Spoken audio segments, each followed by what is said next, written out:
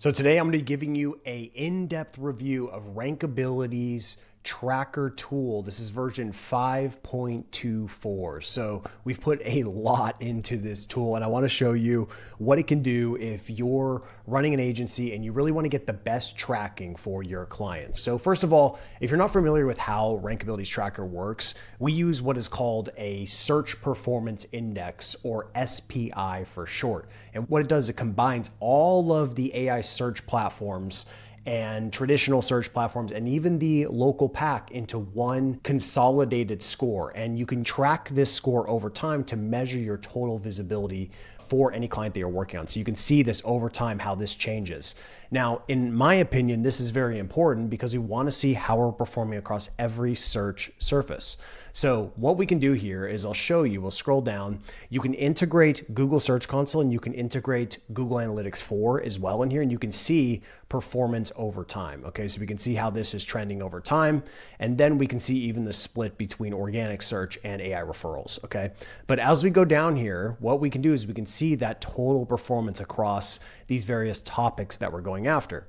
So what I can do here is I'll open up a report just so you can take a look. And so this is best AEO software for agencies. And you can see what we're seeing here is this is doing pretty well across kind of the three different things that we're looking at. So first is traditional search. All right, so we're looking at traditional search. We're seeing how that's changing over time. And then we're looking at how we're performing across the three major search engines in here. In addition to that, we also have what is called the search domination score. And basically what you can do here is our system will try to detect your owned assets, but if it doesn't detect it, you can actually go in here and mark an owned asset. So what that allows you to do is see like how well you're actually dominating this topic across the board, okay? Now, next is AI answers. And when you go in here, you can see ultimately how you're performing across the AI answers. Are we actually being recommended, right? And we go in here and we can see very clearly Rankability is being recommended in this AI answer. That's what we want to see, okay? But what we do is we actually split these apart. So you have AI answers and then you click over here and you've got AI citations. We believe these are two different systems, so we like to have these separate. And what you can do is you can see ultimately this particular URL's coverage in retrieval across these major AI platforms, and then you get a score for that as well. Plus, we're also going to be looking at another detail here, which is if you analyze this, what this will do is it will look at every single citation on this list. So we got about 47 citations. It's going to scrape all of these citations and then see if your brand is mentioned on these pages. And if it's not, then this becomes the ultimate work that you have to go and do. You have to go and reach out, build relationships, build partnerships, whatever it is to try to get your brand mentioned on these core citation sources. And this is very important too, because of course you can just extract these and go and start doing this work. But if you actually go to the citation history, what you can do is when you scroll over, you can start to see the pages or domains that tend to have a lot of consistent use in retrieval. And so you can see like Rankability here has been used 64% of the time since March. So since March, this one URL has been used in retrieval 64% of the time. This one here has been used 99% of the time. Okay, so this means they're doing a really good job, which would mean if you could build a partnership with them, that'd be really smart because you know they got really extreme coverage basically over the course of many, many months. Okay, now on the other hand, you don't really want to be looking at the citations where there's a lot of drop off, right? So we go over here and we can see there's a lot of citations that have fallen off the map, right? They've completely disappeared. They were here for maybe a minute and then they're gone, right? So those are not the ones you want to spend too much time on because they come and they go. What you want to spend time on are the citations that have that consistent daily coverage like this, okay? But another thing we can look at too is in my previous one, you can see the gaps here, okay? So these are opportunities to go and try to get some brand coverage, okay? So it looks like it's all done now and we can see ultimately what this is looking like. So it looks like we've got about 6 mentions across these citations, and then we've got a lot of gaps, okay? Lots of gaps and lots of opportunities to go and pursue. So this is just a really quick thing you can do to ultimately see, where are you actually showing up? And this is very, very important ultimately to ultimately improve performance at the end of the day, okay? So that's the next part here. Now what we're gonna do is a little kind of geeky thing you can do is go to compare. Now this is more if you're just trying to get real fancy, but you can see ultimately the correlation between ranking well in Google versus how well that correlates to being a cited source in these AI platforms. And based on the evidence that we have, we found that Google and Perplexity are basically like exactly the same. So if you do well in Google, it's almost guaranteed that you're going to do well in Perplexity. I mean, they are like, it's like Perplexity basically just like took Google's search index. I mean, it is almost that identical. It's kind of crazy. Grok, also a lot of correlation with Grok and how it correlates with Google rankings. Google products correlate well with Google rankings. Claude, in this case, actually has a lot of crossover, but the one that we found that does not have a lot of crossover is actually ChatGPT. You'll see Rankability is actually ranking really well in Google, but not actually being used as one of the core sources of retrieval in ChatGPT. So we see this a lot. ChatGPT is one of those weird ones where it does not follow the same rules. It's very different. It's not as search index heavy based on what we've seen. Okay. Then when you look at Bing, it's also a different kind of story here too. It's not exactly what you might expect. Brave, makes a lot of sense, but very similar to, Google in that way. And then DuckDuckGo, once again, DuckDuckGo basically is a wrapper for Bing. So you're going to see a lot of connections there, but it is fascinating when you start to see like how much divergence there is across these platforms. But the big takeaway here is doing well in search is very good, right? Doing well in search greatly increases your odds of at least being used as one of the citations. It doesn't mean you're necessarily going to influence the answer all the way, but by at least being one of the citations, you're going to greatly increase your odds, like dramatically. Okay. So that's what a report looks like when you're looking on the national level. I'll show you what it looks like when you're looking more on the local level. You can see what happens is when you do a local query. So this one is specifically for best marketing agency in St. Louis. You'll see that this little local tab pops up and you can see the local pack is now in the SPI breakdown. So basically if it's a local query, more weight is assigned to the local pack because it's the most important in search, because it's the most used, it's the most visible, it's the most important when it comes to local queries. So we give it more weight in that regard. And so you go to the local here and we can see very specifically how this is trending over time. We can see how we're ranking actually in the local pack. We can see review gaps and ultimately all kinds of little data that we can use to our advantage, categories and so on and so forth. And then we can see that grid analysis. You have to run a few more reports to be able to see this, but basically you'll see the full grid and you'll be able to compare grids as well, right? So it's very, very useful for the local level. Then once again, looking across traditional search, we see the same thing. Once again, AI answers, AI citations. And then the last piece of this, which I haven't shown, is I'll show you end-to-end full report on this. Okay, so we'll run let's run rankability on this one. I'm actually going to redo it so you can see the full impact of this. Okay, so we'll delete this. And then what we're going to do is we're going to start a brand new project. And there's two options you have here. So you can set up tracking, which is either on daily, weekly, or monthly. You can also do just a benchmark report, which is a singular report with no additional tracking. It's just like a one-time historical checkpoint of your performance. Okay. So what I would do here is I'm going to do something like, we'll do best HubSpot AEO alternatives. Okay, so what I want to show you is what we're going to do here is we're going to keep the seed pretty simple. And we found, by the way, a lot of debate on this, on like how you should set up your prompts or how you should set up your queries. We've just found that keeping the queries very simple produces basically the same outcome. We haven't seen any advantage to like having these super long queries. And basically what that does, that forces you to waste so much in your tracking and you'll end up cooking all of your reports and all your credits, and it's just not a good idea. So like you see this Claude rank tracker, like this would make sense for us to put something like best Claude rank trackers, okay? Because that kills two birds with one stone. I'm able to see how well rankability is showing up. I'm able to see if we're showing up among the competitors. It does so much for us, right? But in this case, we're just going to do one report, right? So best HubSpot AEO alternatives. We're going to put our domain in there. It's automatically populated. We've got our brand name. If you're doing local, it usually makes sense to add some brand aliases. So in this case, like maybe I'll add Nathan Gotch, just in case for whatever reason I'm being pulled in retrieval or something. Location, I just keep this. It's US by default, so I don't need to do anything here. And then what I'll do is I'm going to do a full hardcore crawl on this. Okay, so we're going to go, with the exception of local, we're going to do every AI platform and we're going to do TikTok and we're going to do the video pack. So you come back up here and we're going to make sure that we get the right channel URL. So we're going to do rankability. Let's see, Rankability YouTube. All right, so we got that. Now we're gonna go back over to this. I'm gonna pop that in there like this. Actually, just do that. And then we'll actually put in the URL too, because this gives the tracking a little more accuracy. Once again, TikTok, we don't post very much on TikTok, but for the sake of doing this, you'll see that we are not gonna have any visibility whatsoever on this front. Okay, so we got YouTube, TikTok. And so basically what we're looking at here is we've got 4, let's see, 5, 6, 7, 8, 9, 10, 11, 12, 13, 14, 15, 16, 17. Okay, so 17 different AI or different search tracking surfaces that we can go after. Like, you don't need to do this in like 9 out of 10 scenarios, but I just want to show you like how different this can all be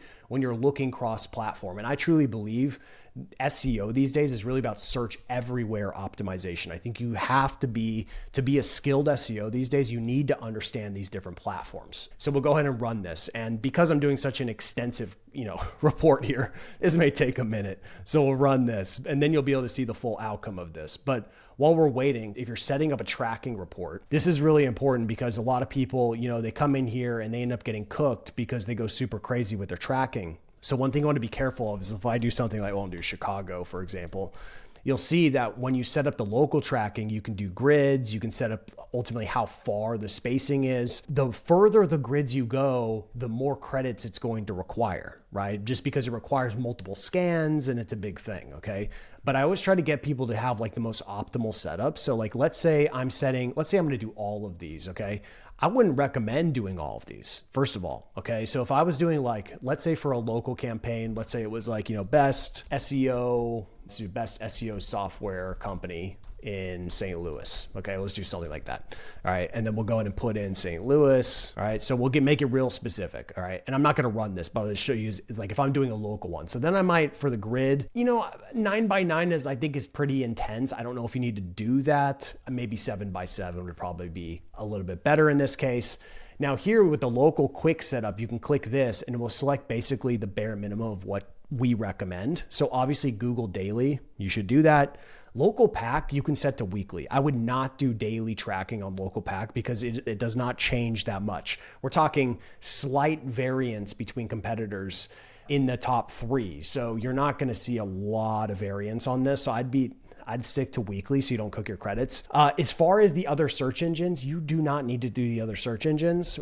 There's a couple reasons why they're important, which is like Bing and DuckDuckGo are basically synonymous in many ways because DuckDuckGo uses Bing's index. But we do know that ChatGPT and the other AI platforms do use Bing. So that's one of the main reasons to track there. Brave, we know that there's correlation between Claude and using Brave.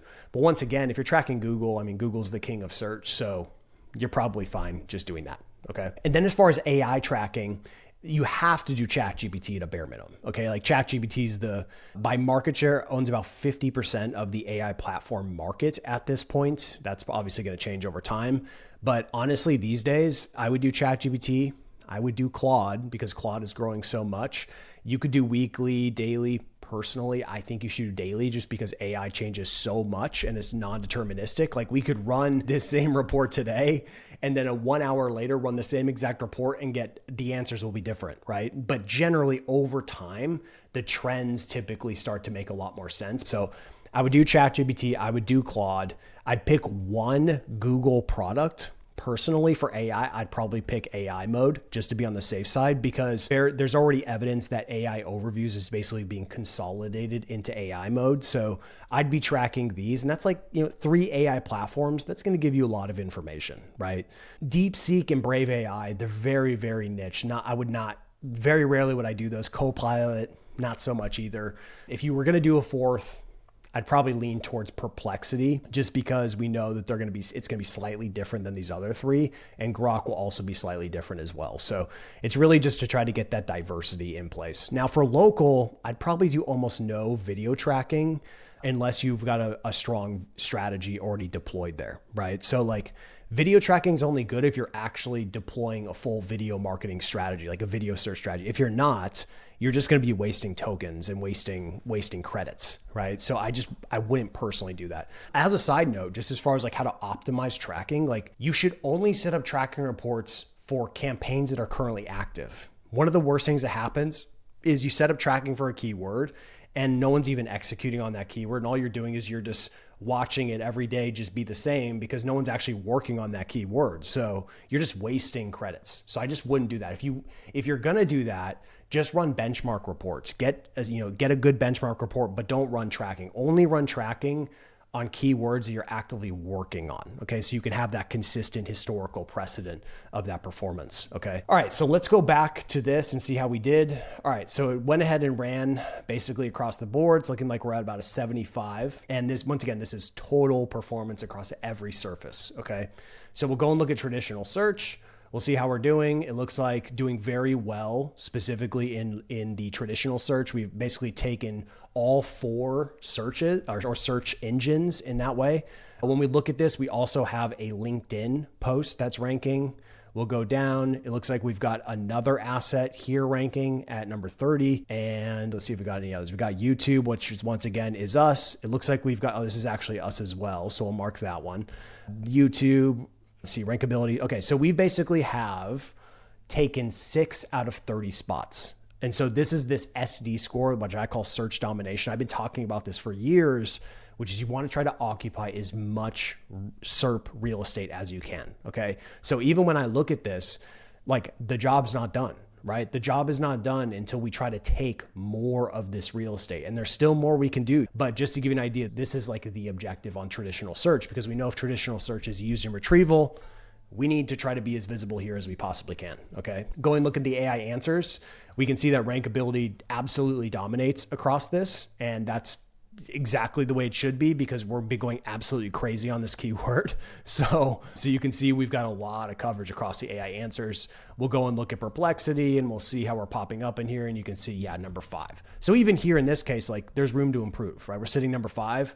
We'd like to be number 1 as far as the number 1 recommended answer. Okay. So then we go into the citations. Once again, we can start to see how many of our assets are being pulled in retrieval. So we can see this one here is doing very, very well across the board as far as being used in retrieval across many different platforms it's being used. That's what you want to see. You want to see that is being, like, your URL is being used many, many times across many different platforms. Okay. We've also got YouTube in here that's being retrieved by AI overviews, AI mode, and even Perplexity. This is our video here. Going down here, we see we've got another rankability asset that's pulled in the AI overviews. We've got a LinkedIn post that's being pulled as well. Keep going down here. We've got our St. Louis website now being pulled. And so, yeah, so we're starting to see these connections here. And once again, if you want to run this analysis, you can start to see, okay, where else are we showing up, or are we not showing up? Okay. So we got traditional search, AI answers, AI citations, then video search. Okay. So like I said, only do video search when you have a clear video search plan. As you can see,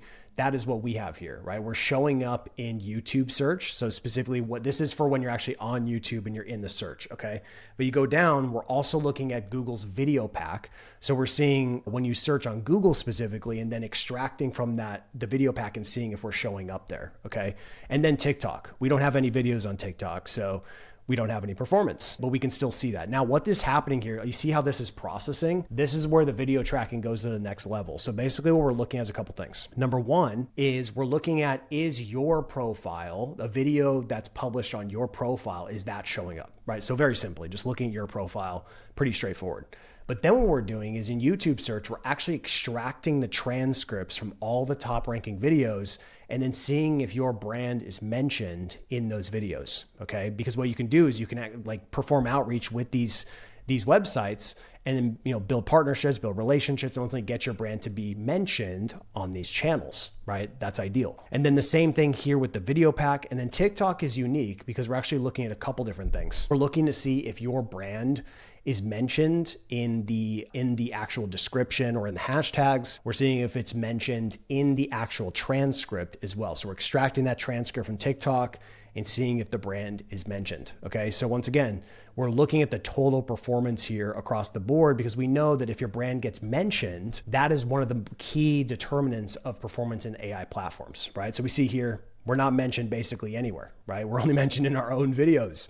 So we need to be mentioned more, right? If we really want to dominate this to the fullest extent. So this gives you a full overview of what this tool can do ultimately and kind of where we're at today. Every single day, we're making this better and better and better. And one of the big pieces here is you can share this report. This is a white label report that you can share with copy this over and you'll be able to see this full report just like this. This will take a second to load because there's a lot of data in here, but you'll be able to share this report with your clients and ultimately be able to prove performance over time. Another thing is too, there's a lot of little hidden gems in here that I didn't really cover, which is like alerts. So you can see that we're constantly monitoring everything that's going on in your client workspace here and giving you notifications about things that you need to pay attention to. So these are all collapsed by default. You can go and look at them and start to investigate. And on top of that, we also have groups. So let's say you want to run like a specific set of prompts or seeds. You can keep it clustered like this, and then it will basically be one group that you can measure and see the total performance of that one cluster. In addition to that, we are adding more capabilities specifically for AI crawler analytics. This is still very, very early, but this will continue to grow over time. Okay, so that's another big one that's going to be put into this. And then inside of Google Search Console, there's a bunch of little hidden things in here like low-hanging fruits, content decay. You can see how these pages are not doing as well as they once did, which means you got to do some work on these, right? And then we can see just kind of how this is changing over time in kind of a visual representation of the decay, okay? So there's a lot in here. You can also annotate too, ultimately. So if you update a blog post, you can see how that performance has changed over time. Very, very important for tracking, okay? But anyway, there's a lot in here and there's really, because you can see just looking at this specifically, this is a white label report where you can see Gotch Digital, you can see total performance across every platform. So looking at Google Search Console, Google Analytics, and then of course coming down here and seeing the performance across the AI platforms as well. Okay, so it's very comprehensive data that, you prove your performance like clearly to your customers or clearly to your clients. And once again, this here is going through a big changes to ultimately make this give you more flexibility about how these reports look and so on and so forth. But for now, it is already white label and only much more to come. So that is basically it. So that is Tracker version 5.24, but this is where we are today. And it's already, in my opinion, we're already as good, if not better, than most of the tracking opportunities or as far as tracking tools out there. We help agencies specifically. So a lot of these tools are not built for agencies. That's what we do. That's what we know. And that's what we specialize in. So if you're an agency, I'd love you to give it a shot. You can always go through our self-serve option. You could sign up for our lowest tier if you want to try it out, or you can book a call below. We'll jump on a call. We'll run through some real strategy as far as working on your client campaigns and how this can integrate with what you're currently working on. And that's it. Look forward to hearing from you. Thanks.